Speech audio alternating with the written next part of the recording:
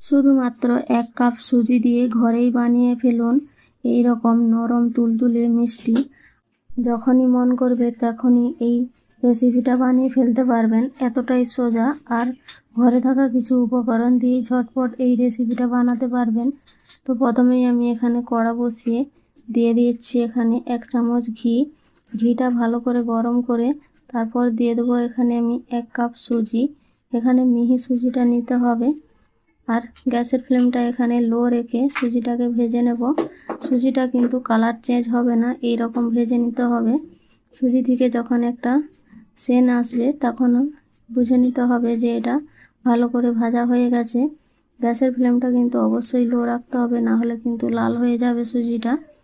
এবারে সুজি ভাজা হয়ে গেছে, দিয়ে দিচ্ছি এখানে আমি 1 কাপ সুজির জন্য 2 কাপ এখানে জল দিয়েছি। আপনারা চাইলে এটা জলের বদলে দুধ দিয়েও কিন্তু করতে পারেন। দিয়ে দেবো আমি এখানে স্বাদ মতো লবণ। এবারে এটাকে অনবরত নাড়াচাড়া করতে থাকবো, আর গ্যাসের ফ্লেম কিন্তু একেবারে লো রাখবো। কিছুক্ষণ পরে এটা ঘন হয়ে আসবে। ঘন হতে হতে একেবারে যখন ডোয়ে পরিণত হবে তখন আমি এটাকে নামিয়ে নেব। তো এটা কিন্তু গ্যাসের ফ্লেম লো রেখেই করতে হবে, তা না হলে সুজিটা সিদ্ধ হবে না। ডোটা আমার একেবারে রেডি হয়ে গেছে। এবারে আমি এটাকে উঠিয়ে ঠান্ডা করে নেব।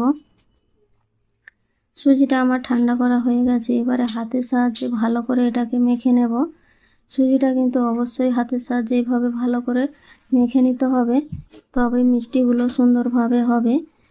কিছুক্ষণ আমি এটাকে ভালো করে মেখে নিয়েছি। তারপর এখানে আমি সামান্য পরিমাণে হাতে ঘি লাগিয়ে তারপর এটাকে আরও কিছুক্ষণ আমি এটাকে ভালো করে মেখে নিয়েছি, যাতে একেবারে আটার ডো যেভাবে তৈরি হয় সেইভাবে যেন হয়ে যায়। দেখতেই পাচ্ছেন আমার ডোটা একেবারে রেডি হয়ে গেছে সুন্দরভাবে। এবারে আমি এর থেকে এখানে আমি ছোট ছোট লেচি বানিয়ে নেব। রুটির মাপে আমি লেচিগুলো এখানে তৈরি করে নেব সবগুলো, তাহলে মিষ্টিগুলো তৈরি করতে সুবিধা হবে। তো এবারে একটা চপিং বোর্ডের ওপর আমি একটা লেচি নিয়ে এইভাবে লম্বা করে নেব সমান করে।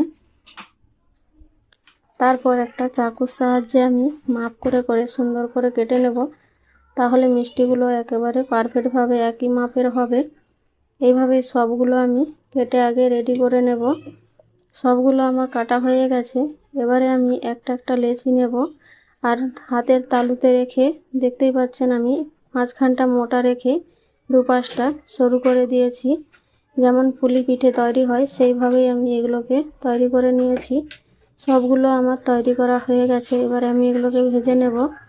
আগে থেকেই একটা কড়া বসিয়ে তার মধ্যে তেল দিয়ে, রিফাইন তেল দিয়ে আমি ভালো করে গরম করে রেখেছিলাম। তো তেলটা এখানে হাই ফ্লেমে ভালো করে গরম করে নিতে হবে। তারপর এগুলোকে দিতে হবে মিষ্টিগুলো, তা না হলে কিন্তু নিচে লেগে যাবে কড়াই, আর তাহলে মিষ্টিগুলো সব ভেঙে যাবে। তো গ্যাসের ফ্লেম অবশ্যই হাই রাখতে হবে। এখানে হাই ফ্লেমেই মিষ্টিগুলো আমি ভেজে নেব। এখানে আমি হাফগুলো মিষ্টি দিয়ে দিয়েছি। এইভাবে খুন্তির সাহায্যে কিন্তু কোনো রকম নাড়াচাড়া করব না, কড়াটা ধরে এইভাবে হেলিয়ে দেব, তাহলে মিষ্টিগুলো একটু ঘুরে যাবে আর নাড়াচাড়াও হয়ে যাবে। এগুলোকে কিন্তু খুব বেশি নাড়াচাড়া করা চলবে না। 5 মিনিট মতো আমি হতে দিয়েছি প্রথমে, তারপর এগুলোকে একটু উল্টে পাল্টে দিয়েছি। ঘন ঘন এগুলোকে উল্টাতে হবে না, একটু একটু একটু টাইম নিয়ে এগুলোকে উল্টে পাল্টে ভেজে নেব। তো ভাজা আমার হয়ে গেছে, দেখতেই পাচ্ছেন লাল লাল করে আমি ভেজে নিয়েছি। এবারে এগুলোকে তেল থেকে ছেঁকে আমি এগুলো ঠান্ডা করে নেব। বাকিগুলোও আমি সেমভাবে ভেজে নেব। এদিকে একটা প্যানে আমি দিয়ে দিচ্ছি 1 কাপ চিনি।